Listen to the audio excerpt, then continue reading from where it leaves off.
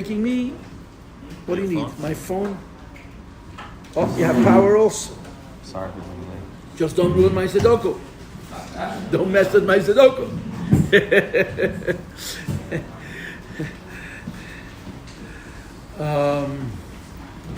People are saying it's inappropriate to see a rabbi walking in the street doing Sudoku. There's a lot more inappropriate things for rabbis to do in the street than Sudoku. But okay. Chess? No, chess is better. But I'm too stupid for chess. Okay. Rabbi Yossi, I'm doing a set of Chassidus. The way this started was Pashas Yisrei. Now we're holding Bahar. Yisrei was a while ago. And when I started it, I never dreamed it would become so big, such a big discussion. My original intent, and it's still my intent, was to answer a very simple question. The Aseres HaDibros are written in the Chumash twice, with significant differences. Which one did David say?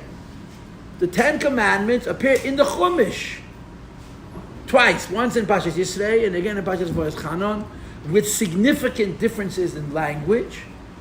So which is true, which is false.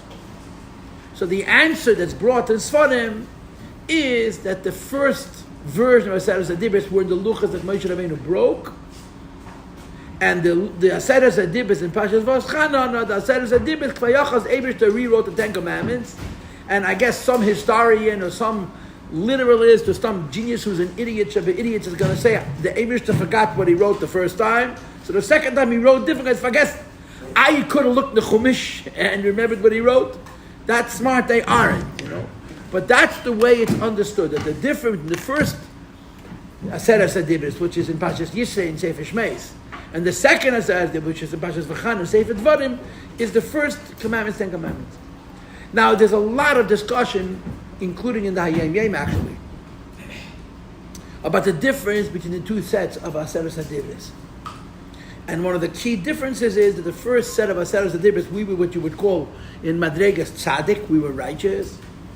And the second set of Aseres HaDibros, we were in Madregas Bali Tshuva, the level of Tshuva. Whoever's making noise has to stop. Long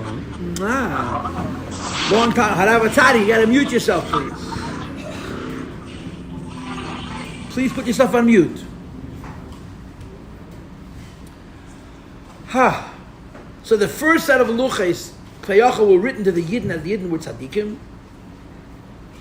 And the second set of luchas written to Yidden Klayacha, Yidden were Bali Tshuva. What's the difference between a tzaddik and a Baal Tshuva? The difference between a tzaddik and a Baal Tshuva is that a tzaddik goes straight.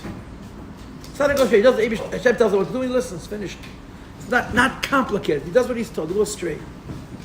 Obviously, the advantage of going straight is that your life is peaceful and harmonious and consistent, right? There's no pieces of your life that are separate from other pieces of your life. Everything fits together. The Baal Tshuva, I like to translate Baal Tshuva as the compensator. People who made mistakes, and when a person makes mistakes and he fixes them, the only way to fix them is to go to an extreme. To use a great mashal for the tzaddik and the Baal Tshuva, which you have even in Achei Chassidus, it's the difference between a person who's whole and chas v'sholem, a person who's a Baal Mum. There are people in this world who are handicapped. They're missing an eye, they're missing both eyes, they're missing legs. They're handicapped, it's rachmanis, they're unwhole. Now, I'm sure you're aware that in 1975, I believe, or 76, the Rebbe was visited by a bunch of Israelis who were wounded in the Yom Kippur War and the Six-Day War, and they came to the United States, came to the Western Hemisphere for what was called then the Special Olympics. Olympics for people who are in wheelchairs. And an arrangement was made for the Rebbe to come and speak to them. They came to 770, the Rebbe came downstairs, the Rebbe spoke to them, and then, instead of them coming over to the Rebbe walked to each soldier, shook his hand, and said, "Thank you for your service," and gave him $1. It was very, very moving. And they said, it was over 100 people, they said this was the first time somebody spoke to them and they didn't feel like they were pitying them. You know, people who are wounded, you have rachmanis on them. You don't know how to talk. The Rebbe spoke to them straight. And the Rebbe said to them a simple fact of life, that when a person is crippled, if you're born crippled, the nature of the human being is that you compensate. Chas v'shalom, a person can't see, so they hear better, they touch better, they smell better. Chas v'shalom, a person can't walk, so they learn how to use their hands more, or some other mechanism of adaptation. So the Rebbe said that people who are healthy have all 248 limbs work, so they use each one of them on balance. People who are chas v'shalom deficient in some areas have to use the other ones more than normal. And the Rebbe said this is the concept of a mitzuyan, an exceptional person, because he's using one skill that he has more than would normally be used because of his handicap. And that's when the Rebbe said famously, they should not call them nechei tzahal, the crippled, they should call them the mitzuyanei. In other words, don't focus on their disability, focus on how they're overcoming the disability. And in Maimonides Chassidus, this is brought for the difference between a balmum and a tomim. In the Beis Hamikdash, only a kohen whose hole is allowed to serve. And the question becomes, what did a balmum, a person is born, why can't he serve? So there's a whole Chassidus that explains this idea, that inside the Beis Hamikdash represents balance and order, and there's an avodah outside the Beis Hamikdash, which is mystically connected to Purim and other things like that, is the Baal Tshuva. So the difference between the tzaddik and the Baal Tshuva, the tzaddik does everything as he must, but nothing is to an extreme. The Baal Tshuva, because of his deficiencies, because of his mistakes, does more to overcome, to compensate for his deficiencies. So if we're going to say that the difference in the first set of luchas and the second set of luchas is the tzaddik, where everything is balanced, everything is on par, and the Baal Tshuva is a person who made mistakes and he's correcting them, and therefore in the areas of correction he's overcompensating, you have to see it in the psukim. That was the premise on which these classes were based. If you look at Aseret Hadibros, the first set is speaking to people who are on Madregas Tzaddik, and the second set is speaking to people Madregas Balei Tshuva, which is really us. Where do you see it in the form? So here is the problem, or the phenomena, the reality of it. The first three dibros are word for word, letter for letter, the same except for one vav. The first commandment, which is about believing in one God. The second commandment, which is the prohibition against Avodah Zarah. And the third commandment, about not mentioning the Eibishter's name in vain, are word for word and letter for letter, minus one vav, the same. And last week, we had our class on Sunday night a week ago, we finished the third commandment. We finished it.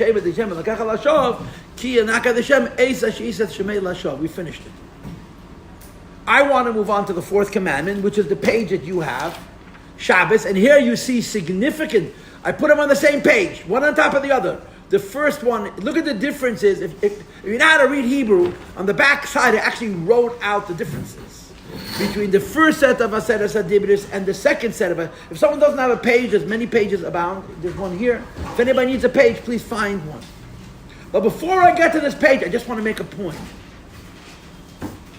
And the point is this. Not in everything are tzaddikim and balei tshuva different. There are innumerable differences between tzaddikim and balei tshuva. Innumerable differences. You know, everything we do as a Jew, if you're a tzaddik, you do it in one way. Tzaddik can do things normal and peaceful and on time. Right time, right place, right circumstance. Balei Tshuva can have Yom Kippur in the middle of Chanukah and Tisha B'Av in the middle of Simchas Torah, because by them everything is out of whack. So there's huge differences between Tzaddik and Balei Tshuva, and then there are things where the Tzaddik and the Balei Tshuva do things exactly the same. And that's what the first three commandments are telling us. The first three of the Aseret Hadibros are saying that as different as the Tzaddik and the Balei Tshuva are, they're hugely different. Tzaddik's life is very peaceful. Tzaddik's life is very integrated, right? In the Tzaddik's life, all the parts of himself are one, because all he does is serve Hashem, and he walks in the middle of the road. The Balei Tshuva is in and out. So he has his falls, but when he rises higher than the Tzaddik. So his life is much more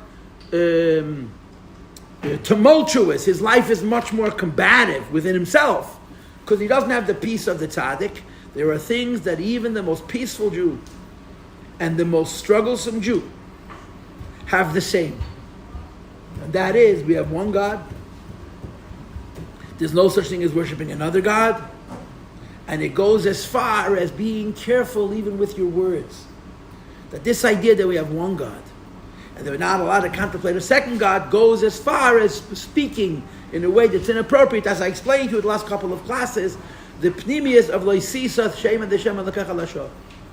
So before we get to the fourth commandment, I want to emphasize this point, that the first three commandments are the same because there are things where tzaddik and Baal Tshuva are exactly equal. There's no difference between them.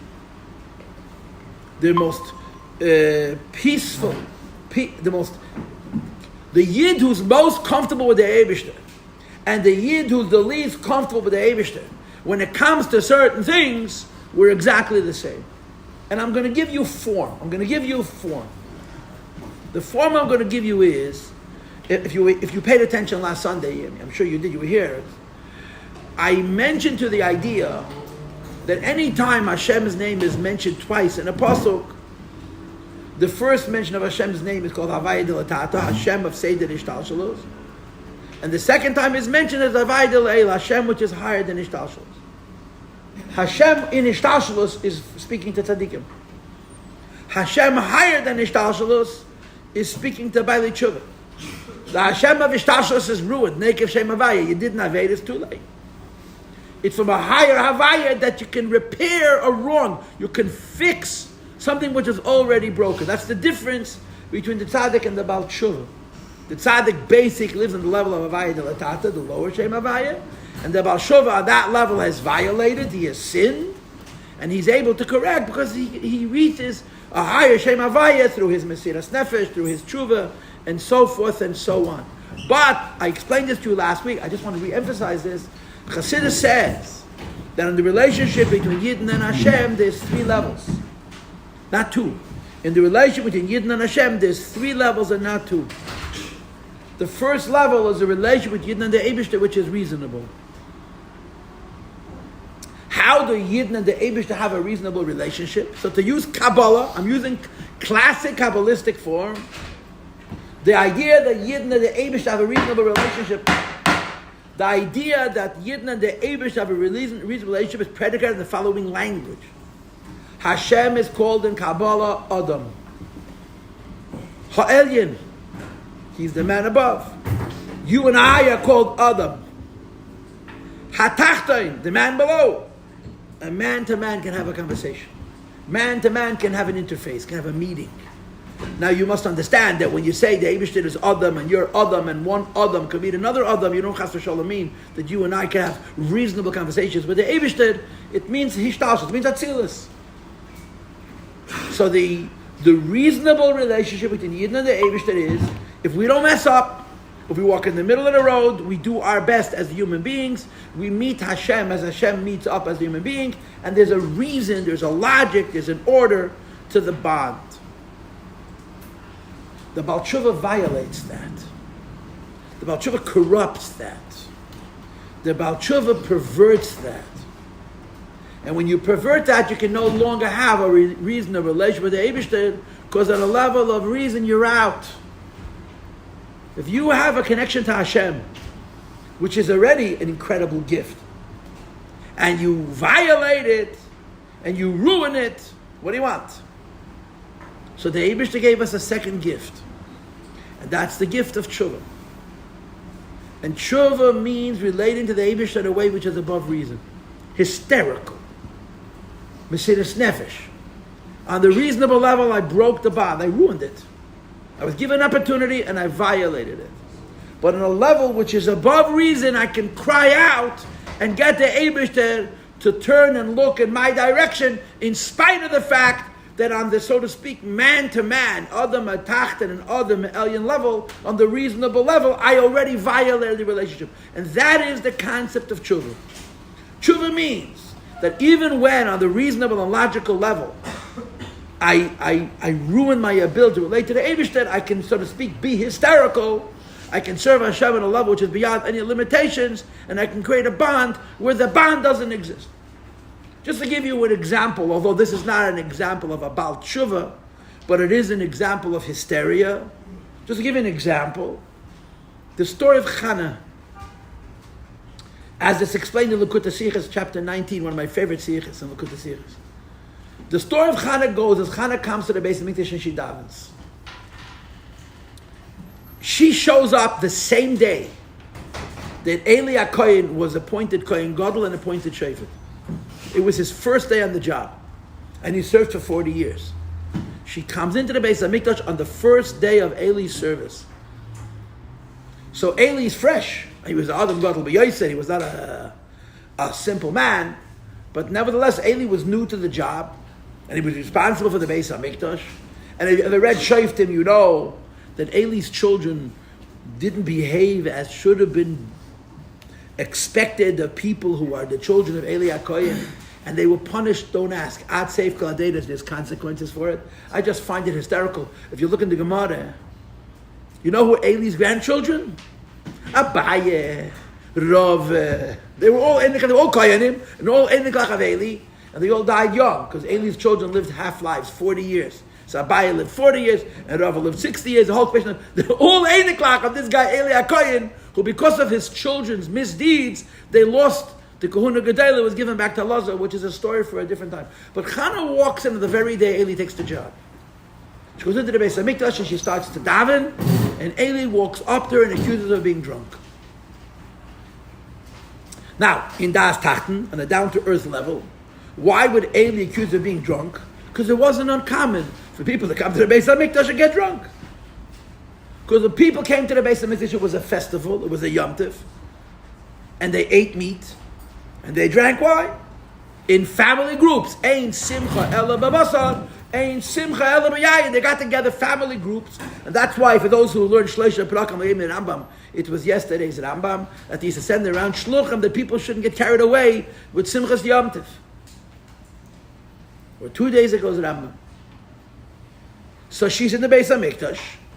She's eating and drinking with her family, and she became inebriated. So Eli says, "Excuse me, Mr. Shikin, go out, sober up, and come back." Now the fact was, she wasn't drunk at all. She was actually fasting. Her husband offered her food and drink, and she refused. She came to the Beis Hamikdash on a mission. She was going to break the walls of heaven down and bring a child into this world, even though she was not only not supposed to have children, she was infertile. She was biologically able to have children, but she was going to break the walls of heaven. So she wasn't drunk. She hadn't touched any food or drink the whole day. But Eli accused her of being chicken. Okay, I can understand the Kohen Gadol, first day on the job, is a little bit nervous, so he got a bit too critical, you know what I'm saying? But the rest of, on the thing that came up letters, could have been Shinkai, could have been Kisara. okay, I don't know this Ma'ameh Chazal, and I stand corrected. I have to look it up. But fine, I appreciate it. Yeah, wait. So she says to Eli, I'm not drunk. I'm bitter. And I'm pouring out my heart before God. Now, as far as I know, most drunks will tell you they're not drunk. It's one of the signs that a person is drunk, and they deny their own shikness. She says, I'm not shikit, I'm forbidden. I remember hearing the Rebbe say these words on Rosh Hashanah with enormous amount of emotion. Isha kshasru hachanoich. I hear the Rebbe singing it. I'm a woman with a bitter heart. I'm pouring out my soul before God. So instead of Eli saying to her, I appreciate that you're bitter, but you're also drunk, get out, he suddenly starts to shower her with brachas. He forgot that he accused her of being drunk 2 psukim before. So the Rebbe asks the question, if Eli thinks she's drunk and she denies that she's drunk, so that's it. Whatever she says goes. Eli thinks she's shikin. And he accuses her of being drunk. He tells her, sober up, stop it.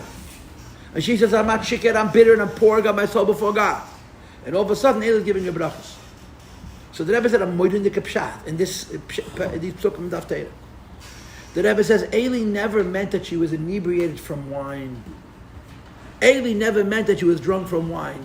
Eli meant that she's drunk in prayer. He said to her in plain English, I want to ask you a question. Do you talk this way to your husband also? Do you talk this way to your boss also? Why are you talking this way to the Eibishter? Like a Mishuganer. When you want something from a husband, how do you talk to him? Like a mensch. When you want something from your employer, what do you do to him? Like a mensch. Why are you acting hysterical? In other words, he never meant that she's drunk from wine. He meant she was drunk in prayer. You're talking to the Eibishter like a Meshuggah. It's not the way to talk. The Eibishter, you talk to like you talk to any other human being. Not because he's human, but because you're human. Talk like a mensch. What are you whispering? What are you mumbling? What are you muttering? And what are you repeating yourself? Let your mensch say your thing and go out. He heard you the first time. You have to repeat it 50 times. So she says to Eli, you don't understand my prayer. I understand that when a person prays to the Eibishter on a reasonable level for a reasonable request, he talks in a reasonable way. I'm spilling my guts. Because this prayer is not coming from my mind. This prayer is coming from the essence of my soul. And when you pray from the level, the essence of your soul, you're not trying to be reasonable. You're trying to express the infinity of your neshama. So Eli thinks she's hysterical, shikin, because she's not praying normally. And she doesn't deny it. She says, it's true, I'm not praying normally. But I'm entitled. Because what I'm asking for goes so deep that this you don't talk to the Eibishter reasonably. And the Rebbe says this is why we read Haftarah, V'chana, and Reish Hashanah, because this is what we're all doing. We're doing tshuva. We're reaching out to the Eibishter in a super reasonable way because of the uniqueness of the day. That's what the Sikha is about. How he connects the story to Reish Hashanah. And that's the Baal Tshuva. The tzaddik lived a reasonable life, interface with Hashem in a reasonable way. And the Baal Tshuva is not like that. It's hysterical. So Chassidus says that even the Baal Tshuva, who's related to the Eibishter in a hysterical way, and he cries out from a place and from a circumstance, from a condition of hysteria, is only a second level. There's a third level. And the third level is what we call in Chassidus, Yisrael U'Malkul B'Chaydoi, where Jew and Hashem are one. Right? A tzaddik hasn't broken his relationship. A Baal Tshuva has to fix a relationship which is already broken.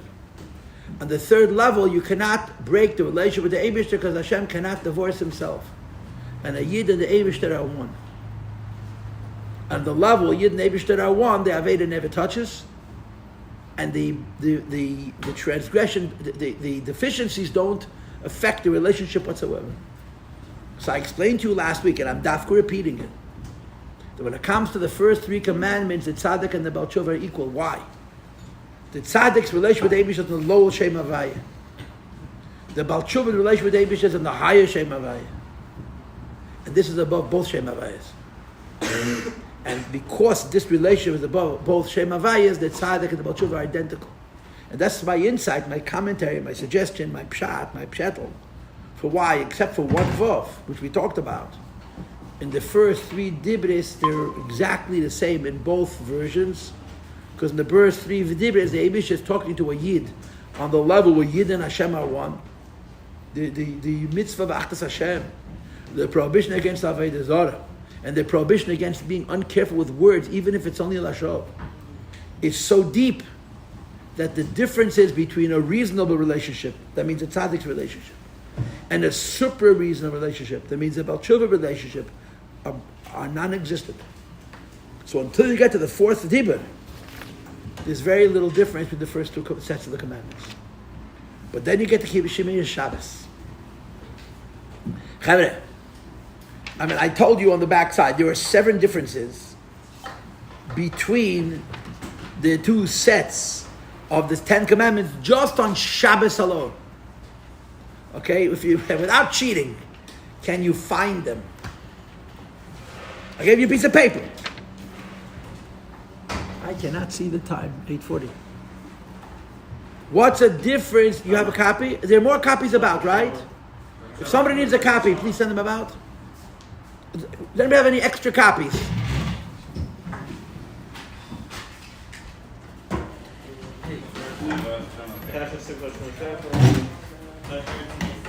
Now the first one everybody knows, right? Are there any extra copies?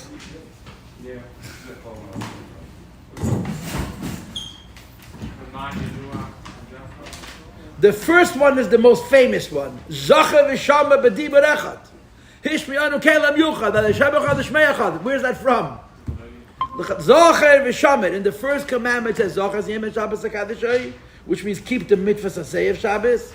In the second set of Aseret Adibris, it says shomer, guard the 10 commandments, right? But both of them say lekatche. In the first set, it finishes lekatche, and in the second set it says kasher tzivcha Hashem elekecha. And the first commandment says keep Shabbos. And the second set says keep Shabbos like I told you. Now what does that mean, like I told you? In the first commandments? Huh? Anybody? What does kasher tzivcha go on? I understand, but we'll get to that later. First, what's the... No, Hasina is the Adibris.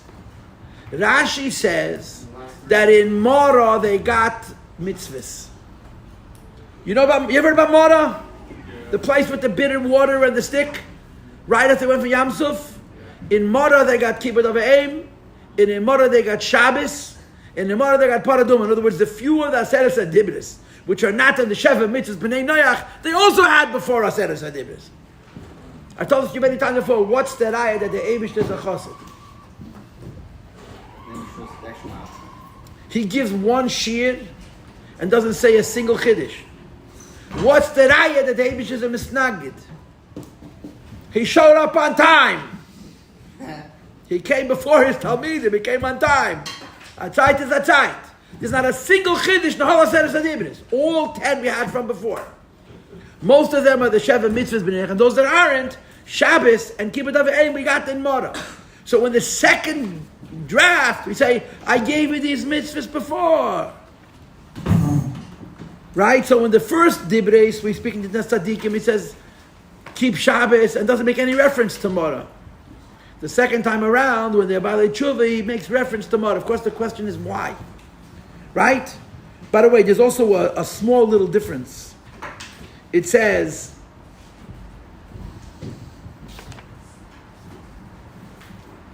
the third difference is one vav. It says, V'yayim hashvi, Shabbos Hashem alekecha, Yisasecha malacha, Ata uvincha uvitacha avdecha. And the second set it says, V'avdecha, but a vav. What is that vav? I find that very, very curious. That's, if you look at the back of your sheet, that's the third difference. And the fourth difference is much more substantive. In the first set of commandments it says, Ata you, bincha b'techa, your sons and your daughters, Avdecha v'amascha, your male bond servant, your female bond servant, v'hemtecha, and all of your animals. And in the second set it says, V'shercha, v'chamercha, v'chol b'hemtecha. 3 more words. Your ox, your donkey, and all of the remaining animals. So the second set breaks it down to shoyer and achabayr and v'chol b'hemtecha, which you don't have in the first set of divros. And that is difference number 4. Number 5. In the first set, it finishes the pasuk with Gerecha Asher b'sharecha, and in the second set is Laman Yanuach, so that they should be able to rest. Avdecha v'amascha kamoicha, your slave and your maidservant kamoicha, like you. That's the 5th difference. And the 6th difference, which is really the most important, the 6th and the 7th are the most important. The truth of the matter is, the first, Zachar v'Shaman, is very important, and the 6th and the 7th are the most important. By mitzvah Shabbos, it says the tam. What is the reason we keep Shabbos? What is the reason we keep Shabbos?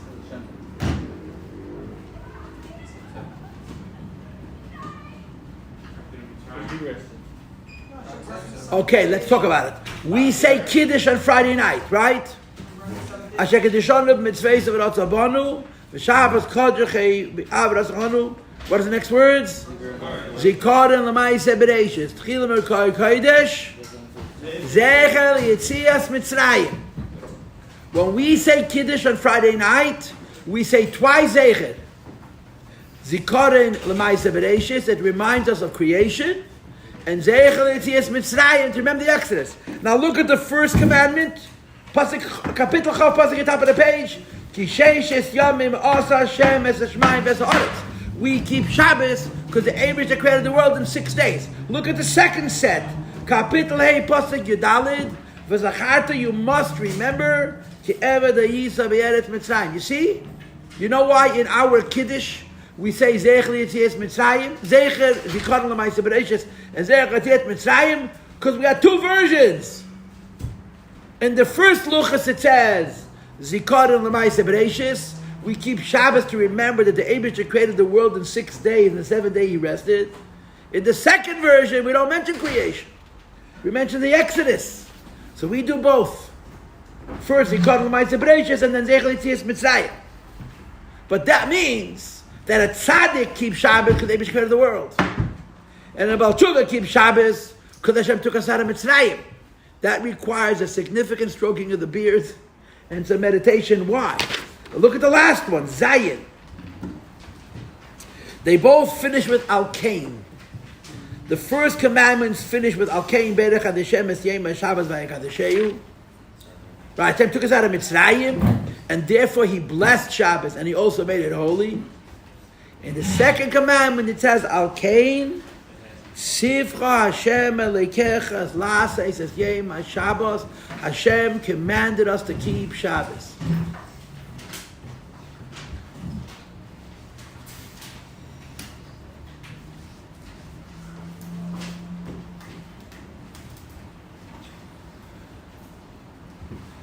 So one of the differences between a tzaddik and a Baal Tshuva is that when Shabbos comes, all the tzaddik has to do is remember that the Eibusher created the world in 6 days rested.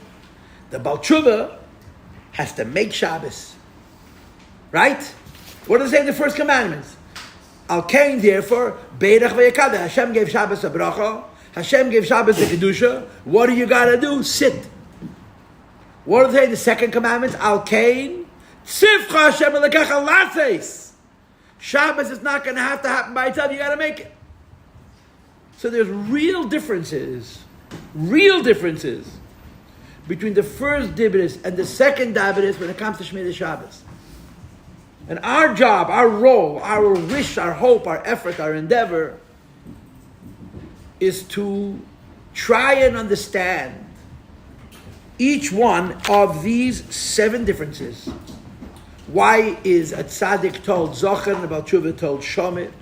Why by a tzaddik, by a Baal Tshuva, it says, Kasha Tzivcha Hashem Elekecha gives you a mitzvah at Har Sinai. It says, oh, by the way, you had these mitzvahs before Har Sinai and Mora as well. Why by the tzaddik is there an extra vav? Ve'avdecha. Your sons, your daughters, and your slaves. Why by a Baal Tshuva does it add the words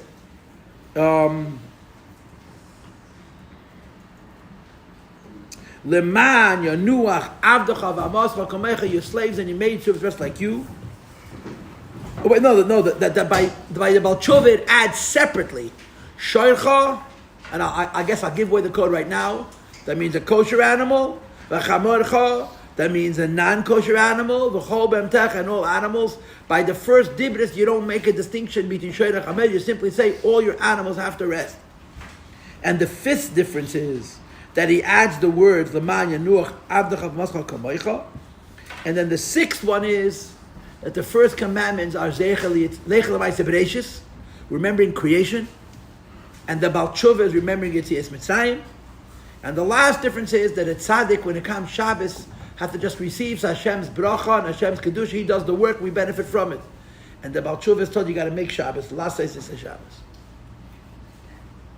So our role is to see if we can figure this out. So we got to stop it. I just want to say before I let you go, I'm planting a seed. That's all I'm doing, planting a seed. Okay? When you learn Chassidus about Zocher and Shomer, Zocher is mitzvah saseh, and Shomer is mitzvah leisaseh. Which is higher, mitzvah saseh or mitzvah leisaseh? I'll say. I love people who have definitive opinions. I like that. In Hishtalshelus, Aseh is higher than Leisas. Higher than Hishtalshelus, Leisas is higher than Aseh. In other words, on the one hand, the Tzaddik's Shabbos is a holy Shabbos. The Baal Tshuva's Shabbos is be careful not to make a mistake. Be careful not to be Mechal Shabbos. On the other hand, the Baal Tshuva's Shabbos connects to Hashem and the Madrega, which is higher than a commandment.